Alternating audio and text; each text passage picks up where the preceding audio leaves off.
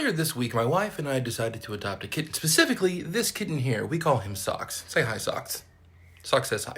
Anyway, so while I'm kind of taking care of this kitten at home, I've been rewatching Mike Judge's Silicon Valley, and I've kind of noticed something very unique at how Mike Judge runs a show.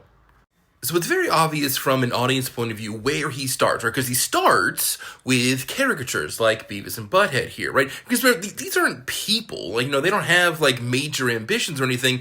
They're just, like, caricatures of what, typical teenagers from the 90s of what people thought they were, right? And the funny part isn't them themselves, it's their interaction with the very normal world around them. The contrast is what makes it funny, right?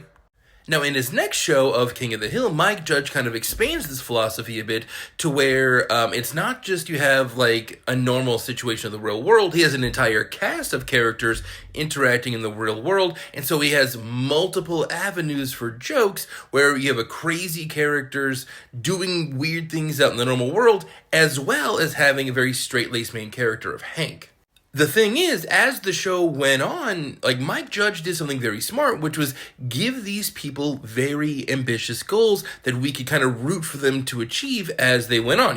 Hank wants to be manager of Strickland Propane. Bobby wants to be a prop comic one day.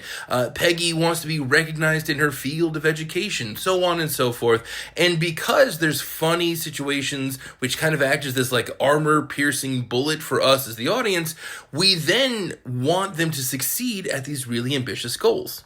And there's no better examples of this than in the show of Silicon Valley, right? Because, Dinesh wants to make money, Richard wants to be the next tech billionaire CEO, Erlock just wants respect and recognition while also not doing any hard work at all, and Jared wants to just please Richard while Guilfoyle kind of just wants to create general chaos. It's a very good, like, well-written show, right?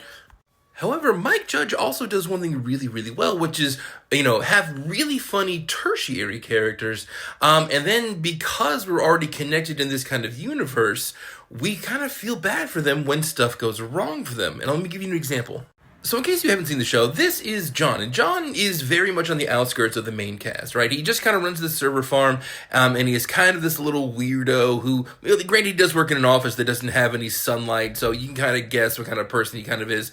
But his shining moment in the entire show is when he starts playing chess against Guilfoyle, but because we've already know who this is, we've kind of gotten connected to him, we've already laughed at a few of the jokes around him, when Guilfoyle denies his friendship request, we feel really bad for him.